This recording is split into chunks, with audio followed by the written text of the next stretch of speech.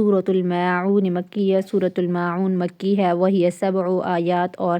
اس کی 7 آیات ہیں۔ بسم اللہ الرحمن الرحیم، شروع اللہ کے نام سے جو بڑا مہربان نہایت رحم کرنے والا ہے۔ ارأیت الذی، کیا تو نے دیکھا اس شخص کو، یکذب جو جھٹلاتا ہے، بالدین قیامت کے دن کو، انصاف کے دن کو، روز جزا کو، کہ کیا تم نے اس شخص کو دیکھا جو قیامت کے دن کو جھٹلاتا ہے؟ فذلک الذی، سو وہی ہے، یدعو جو دھکے دیتا ہے، الیتیم یتیم کو، فذلک الذی یدعو الیتیم، کہ سو وہی ہے جو یتیم کو دھکے دیتا ہے، ولا یحض اور نہیں ترغیب دیتا، نہیں تاکید کرتا، علی طعام کھانا کھلانے پر، المسکین مسکین کو، اور مسکین کے کھانا کھلانے کی وہ ترغیب نہیں دیتا، تاکید نہیں کرتا۔ فویل، پس ہلاکت ہے، للمصلین ان نمازیوں کے لیے۔ آگے فرما دیا کہ الذین ہم، یعنی وہ، عن صلاتہم جو اپنی نمازوں سے، ساہون بے خبر ہیں، یعنی جو اپنی نمازوں میں سستی کرتے ہیں، جو اپنی نمازوں کو بھلا بیٹھے ہیں، یعنی نماز کو ترک کر دیتے ہیں، ایسے لوگوں کے لیے اللہ تعالیٰ فرماتے ہیں ہلاکت ہے۔ اور الذین ہم یراؤون، وہ جو کہ دکھلاوا کرتے ہیں، یعنی ایسے لوگ جب نماز پڑھتے ہیں تو ریاکاری کرتے ہیں، یعنی دکھلاوا کر کے نماز پڑھتے ہیں، لوگوں کو دکھلاوے کے لیے نماز پڑھتے ہیں۔ وَيَمْنَعُونَ الْمَاعُونَ، اور وَيَمْنَعُونَ اور وہ روک دیتے ہیں، الماعون چیز کو دینے پر، یعنی اگر ان سے مانگی جائے کوئی چیز، یمنعون تو وہ روک دیتے ہیں، وہ منع کر دیتے ہیں، وہ چیز نہیں دیتے، الماعون مانگنے پر، اور مانگنے پر وہ چیز نہیں دیتے ہیں۔ اب کیونکہ زکوٰۃ کے لیے شرعاً یہ ضروری نہیں ہے، یعنی زکوٰۃ بالکل وہ نہیں دیتے، یوں بھی ترجمہ کر سکتے ہیں کہ وَيَمْنَعُونَ الْمَاعُونَ، اور وہ زکوٰۃ بالکل نہیں دیتے، کیونکہ زکوٰۃ کے لیے شرعاً یہ ضروری نہیں کہ بھائی سب کے سامنے ظاہر کر کے دے، اس لیے اس کو بالکل نہ دینے سے بھی کوئی اعتراض نہیں کر سکتا۔ بخلاف جو نماز ہے اس کے وہ جماعت کے ساتھ اعلانیہ ادا کی جاتی ہے، اس کو بالکل چھوڑ دے تو سب پر نفاق ظاہر ہو جائے گا، منافقت ظاہر ہو جائے گی، اس لیے نماز کو محض دکھلاوے کے لیے سمجھے پڑھ لیتا ہے کہ بھائی لوگوں کو یہ نہ لگے کہ بھائی یہ نماز نہیں پڑھتا ہے۔ اس صورت کے اندر اللہ تعالیٰ کفار اور منافقین کے جو برے اعمال ہیں، افعال ہیں، ٹھیک ہے، افعال ہیں، ان پر جہنم کی وعید کا ذکر فرما رہے ہیں۔ اور اگر یہ افعال کسی مومن سے سرزاد ہوں جو تکذیب تو اللہ کی نہیں کرتا ہے، لیکن وہ بھی اگرچہ شریعت میں مذموم ہیں، سخت گناہ ہے، مگر جو یہ والی وعید ہے ان پر نہیں آئے گی، صادق نہیں آئے گی، اس لیے ان افعال اور اعمال سے پہلے ذکر اس شخص کا فرما دیا ہے جو قیامت کے دن کا منکر ہے، اس کی تکذیب کرتا ہے۔ اس میں اشارہ اس طرف ضرور ہے کہ بھئی یہ اعمال جن کا ذکر آگے ہو رہا ہے مومن کی شان کے خلاف ہے، کہ وہ نماز کے اندر سستی کرنا، ٹھیک ہے، زکوٰۃ نہ دینا۔ اور دوسرا ترجمہ یہ بھی ہوتا ہے کہ یہ نماز کے اندر وَيَمْنَعُونَ الْمَاعُونَ، دو معنی، یا تو لوگ چھوٹی چھوٹی چیزیں مانگتے ہیں اور وہ اس پر بخل کرتا ہے، وہ لوگوں کو دیتا نہیں ہے، یا دوسرا معنی کہ بھائی زکوٰۃ وغیرہ اگر اس سے یعنی اس میں سے وہ نہیں دیتا ہے، زکوٰۃ نہیں ادا کرتا ہے، ٹھیک ہے۔ اور اس کے علاوہ آگے فرمایا ہے سورۃ الکوثر مکیہ، سورۃ الکوثر مکہ میں نازل ہوئی، وہی 3 آیات اور اس کی 3 آیات ہیں۔ بسم اللہ الرحمن الرحیم، شروع اللہ کے نام سے جو بڑا مہربان نہایت رحم کرنے والا ہے۔ انا اعطیناک، بے شک ہم نے آپ کو دی، الکوثر کوثر، کہ ہم نے آپ کو کوثر عطا کی، یعنی جنت کی کا ایک حوض ہے، اس کا نام کوثر ہے، ٹھیک ہے، اور اس کے اندر تمام قسم کی خیر بھلائی شامل ہے، موجود ہے۔ فَصَلِّ، پس نماز پڑھیے، اور لِرَبِّکَ، اپنے رب کے لیے، وَانْحَرْ، اور قربانی کیجیے، کہ آپ اپنے رب کے لیے نماز پڑھیے اور قربانی کیجیے۔ إِنَّ شَانِئَكَ، بے شک آپ کا دشمن، هُوَ الْأَبْتَرُ، وہ بے نام و نشان ہونے والا ہے، ٹھیک ہے، کہ بے شک آپ کا دشمن بے نام و نشان ہونے والا ہے، یعنی وہ ختم ہونے والا ہے۔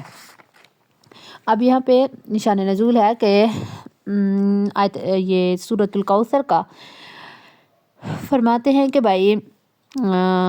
حضرت ابن ابی حاتم نے امام صدی سے اور امام بیہقی نے بھی حضرت محمد بن علی بن حسین رضی اللہ عنہ سے نقل کیا ہے کہ بھائی جس شخص کی اولاد مذکر مر جائے اس کو عرب کے اندر ابتر کہا کرتے تھے، یعنی مقطوع النسل۔ جس وقت نبی علیہ الصلوۃ والسلام کے صاحبزادے حضرت قاسم یا ابراہیم کا بچپن ہی میں انتقال ہو گیا رضی اللہ عنہ کا انتقال ہو گیا تو کفار مکہ آپ کو ابتر کہہ کر طعنہ دینے لگے۔ ایسے کہنے والوں میں عاص بن وائل کا نام خاص طور پر ذکر کیا جاتا ہے۔ اس کے سامنے جب آپ علیہ الصلوۃ والسلام کا ذکر کیا جاتا تو وہ کہتا تھا کہ ان کی بات چھوڑو، یہ کچھ فکر کرنے کی چیز نہیں ہے، کیونکہ وہ ابتر یعنی مقطوع النسل ہیں۔ جب یعنی ان کی اولاد کے اندر کوئی مذکر لڑکا وغیرہ یعنی بیٹے نہیں ہیں آپ صلی اللہ علیہ وسلم کے، جب ان کا انتقال ہو جائے گا تو ان کا کوئی نام و نشان لینے والا نہ رہے گا، تو اس پر اللہ تعالیٰ نے سورۃ کوثر نازل فرمائی۔ اور بعض روایات کے اندر آتا ہے کہ بھائی قعب بن اشرف یہودی ایک مرتبہ مکہ مکرمہ آیا تو قریش مکہ اس کے پاس گئے اور کہا کہ بھائی آپ اس نوجوان کو نہیں دیکھتے جو کہتا ہے کہ وہ ہم سب سے دین کے اعتبار سے بہتر ہے، حالانکہ ہم حجاج کی خدمت کرنے والے ہیں، بیت اللہ کی حفاظت کرنے والے ہیں، وعمارۃ المسجد الحرام، وہ ہم نے پیچھے پڑھا ہے 10ویں پارے کے اندر سورۃ التوبہ کے اندر، ٹھیک ہے، اور بیت اللہ کی حفاظت کرنے والے ہیں، لوگوں کو پانی پلانے والے ہیں۔ تو کعب اشرف جو یہودی تھا، اس نے یہ سن کر کہا کہ نہیں، تم لوگ اس سے بہتر ہو۔ اس پر سورۃ کوثر نازل ہوئی۔ اور خلاصہ یہی ہوتا ہے کہ کفار مکہ جو آپ علیہ الصلوۃ والسلام کے مذکر اولاد نہ رہنے کے سبب ابتر ہونے کا طعنہ دیتے تھے یا دوسری وجوہ سے آپ صلی اللہ علیہ وآلہ وسلم کی شان میں گستاخی کیا کرتے تھے، تو ان کے جواب کے اندر اللہ تعالیٰ نے سورۃ کوثر نازل فرمائی، جس میں ان کے طعنوں کا جواب بھی ہے کہ بھائی صرف بیٹے نہ رہنے سے آپ کو مقطوع النسل یا مقطوع الذکر نے کہنے والے حقائق سے بے خبر ہیں کہ آپ کی نسل جو ہے وہ نسبی بھی انشاءاللہ دنیا میں تا قیامت رہے گی، اور اگرچہ بیٹی کی اولاد سے ہی کیوں نہ ہو، ٹھیک ہے۔ اور نسل معنوی یعنی آپ پر جو ایمان لانے والے ہیں مسلمان، جو در حقیقت نبی کی اولاد معنوی ہوتے ہیں، ٹھیک ہے، وہ تو کثرت سے ہوں گے کہ پچھلے تمام انبیاء علیہ الصلوۃ والسلام کی امتوں سے بھی بڑھ جائیں گے، امتوں سے زیادہ تعداد ہو جائے گی دوسری امتوں سے آپ صلی اللہ علیہ وسلم کی امت کی۔ اور اس میں نبی علیہ الصلوۃ والسلام کا اللہ تعالیٰ کے نزدیک مقبول اور مکرم اور معظم ہونا بھی مذکور ہے۔ اس کے اندر پھر کعب بن اشرف یہودی کی تردید ہو گئی۔ انا اعطیناک الکوثر کہ امام بخاری نے حضرت ابن عباس رضی اللہ عنہ سے اس کی تفسیر میں روایت کیا کہ بھائی انہوں نے فرمایا کہ کوثر وہ خیر کثیر ہے، وہ بھلائی ہے جو اللہ تعالیٰ نے آپ علیہ الصلوۃ والسلام کو عطا فرمائی ہے۔ ابن عباس رضی اللہ عنہ کے خاص شاگرد حضرت سعید بن جبیر سے کسی نے کہا کہ بعض لوگ کہتے ہیں کہ کوثر جنت کی ایک نہر کا نام ہے، تو حضرت سعید بن جبیر نے جواب دیا کہ بھائی ابن عباس کا قول اس کے منافی نہیں ہے، بلکہ وہ نہر جنت جس کا نام کوثر ہے وہ بھی اس خیر کثیر کے اندر داخل ہے، ٹھیک ہے۔ اور امام تفسیر جو امام مجاہد ہیں انہوں نے کوثر کی تفسیر کے اندر کہا ہے کہ بھائی وہ دنیا اور آخرت دونوں کی خیر کثیر ہے، ٹھیک ہے، اور اس کے اندر جنت کی خاص نہر یعنی کوثر ہے وہ بھی شامل ہو گئی۔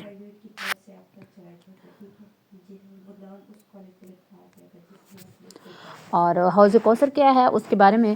امام بخاری نے، امام مسلم نے، امام داود نے حضرت انس رضی اللہ عنہ سے روایت نقل کی ہے، فرماتے ہیں کہ ایک روایت نقل کی ہے، ٹھیک ہے، کہ ایک روز جب کہ آپ صلی اللہ علیہ وآلہ وسلم مسجد میں ہمارے درمیان تھے، اچانک آپ پر ایک قسم کی نیند یا بے ہوشی کسی کیفیت طاری ہوئی، پھر ہنستے ہوئے آپ نے سر مبارک اٹھایا۔ ہم نے پوچھا یا رسول اللہ صلی اللہ علیہ وآلہ وسلم آپ کے ہنسنے کا کیا سبب ہے؟ تو آپ صلی اللہ علیہ وآلہ وسلم نے فرمایا کہ مجھ پر اسی وقت ایک صورت نازل ہوئی ہے، پھر آپ نے بسم اللہ کے ساتھ صورت کوثر پڑھی، پھر فرمایا تم جانتے ہو کوثر کیا چیز ہے؟ تو ہم نے عرض کیا اللہ و رسولہ اعلم کہ اللہ اور اس کے رسول بہتر جانتے ہیں۔ تو آپ صلی اللہ علیہ وآلہ وسلم نے فرمایا کہ یہ ایک جنت کی نہر ہے جس کا میرے رب نے مجھ سے وعدہ کیا ہے، جس میں خیر کثیر ہے، اور وہ حوض ہے جس پر میری امت قیامت کے دن پانی پینے کے لیے آئے گی، اس کے پانی پینے کے برتن آسمان کے ستاروں کی تعداد میں ہوں گے۔ سبحان اللہ۔ اس وقت بعض لوگوں کو فرشتے حوض سے ہٹا دیں گے، استغفر اللہ، تو میں کہوں گا کہ میرے پروردگار یہ تو میری امت ہے، یعنی میری امت میں سے ہیں، تو اللہ تعالیٰ فرمائیں گے آپ نہیں جانتے کہ اس نے آپ کے بعد کیا نیا دین اختیار کیا۔ اور ابن کثیر نے اسی روایت کو نقل کر کے مزید یہ کہا ہے کہ بھائی کہ اس میں 2 پرنالے آسمان سے گریں گے جو نہر کوثر کے پانی سے حوض کو بھر دیں گے، اس کے برتن آسمان کے ستاروں کی تعداد میں ہوں گے، ٹھیک ہے۔ اور آپ صلی اللہ علیہ وآلہ وسلم کی جو امت ہے، امت محمدیہ، اس حوض سے سیراب ہوگی۔ اور یہ والی جو نہر ہے یہ اصل جو ہے یہ جنت میں ہے، اور یہ حوض کوثر میدان محشر میں بھی ہوگی۔ اس میں 2 پرنالوں کے ذریعے نہر کوثر کا پانی پھر ڈالا جائے گا، اور پھر ان میں ان روایات کی بھی تطبیق ہو جاتی ہے جن سے کسی میں معلوم ہوتا ہے کہ حوض کوثر پر امت کا جو ورود ہے وہ دخول جنت سے پہلے ہوگا، یعنی جو حوض کوثر ہوگا وہ جنت میں داخل ہونے سے پہلے پیا جائے گا، اور بعض لوگوں کو ہٹا دیا جائے گا، ٹھیک ہے۔ یہ وہ لوگ ہوں گے جو اسلام سے پھر گئے یا پہلے ہی سے وہ مسلمان نہیں تھے مگر منافقانہ تھے، اور بعض میں آتا ہے کہ جو آپ صلی اللہ علیہ وآلہ وسلم کے بعد نئی نئی چیزیں ایجاد کرنے والے تھے دین کے اندر، ٹھیک ہے، تو وہ مراد ہوں گے۔ اور اس کے علاوہ فَاسْقَلِّ لِرَبِّكَ وَانْحَرْ، نحر بولتے ہوتے ہیں اونٹ کی قربانی، ٹھیک ہے۔ اور مسنون طریقہ، اس کا پاؤں باندھ کر جو حلقوم ہوتا ہے، ٹھیک ہے، حلق ہوتا ہے، اس میں نیزہ یا چھری وغیرہ مار کر خون بہا دیتے ہیں، جیسا گائے یا بکری وغیرہ کے قربانی کا طریقہ ذبح کرنا ہوتا ہے، یعنی جانور کو لٹا کر اس کے حلق پر چھری پھیر دی جاتی ہے۔ تو عرب کے اندر چونکہ زیادہ قربانی کے جانور اونٹ ہوتے تھے، قربانی اونٹ کی ہوتی تھی، اس لیے قربانی کے لیے یہاں لفظ وانحر، نہر کیجئے، ٹھیک ہے۔ اور بعض اوقات جو نحر ہوتا ہے نارملی قربانی کے لیے بھی، مطلقاً قربانی کے لیے بھی بولا جاتا ہے۔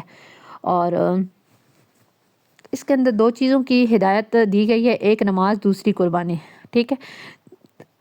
نماز جو چیز ہے وہ بدنی عبادت ہے، اور جسمانی عبادت، بدنی اور جسمانی عبادت میں سب سے بڑی عبادت نماز ہے، اور جو قربانی ہے وہ مالی عبادتوں میں سب سے امتیاز اور اہمیت رکھنے والی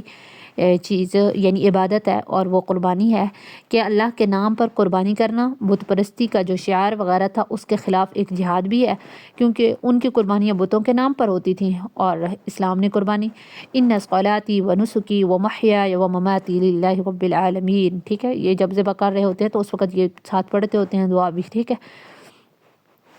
اور ہاں، اس کے علاوہ ان شانیہ کا هو الابتر، شان کے معنی ہوتے ہیں بغض رکھنا، عیب لگانا، اور یہ آیت ان کفار کے متعلق نازل ہوئی ہے جو نبی علیہ السلام کو ابتر یعنی مقطوع النسل ہونے کا طعنہ دیتے تھے۔ اور اکثر روایات کے اندر عاص بن وائل، بعض میں عقبہ، بعض میں کعب بن اشرف یہودی وغیرہ کا ذکر ہے۔ اور پھر اللہ تعالیٰ نے آپ صلی اللہ علیہ وآلہ وسلم کو کوثر یعنی خیر کثیر عطا کر دی ہے، اور خیر کثیر کے اندر اولاد کثیر بھی داخل ہے، ٹھیک ہے۔ اور آپ کے لیے اولاد کی جو کثرت بیان کی گئی ہے وہ نسبی اولاد بھی اس کے اندر شامل ہے، ٹھیک ہے، اور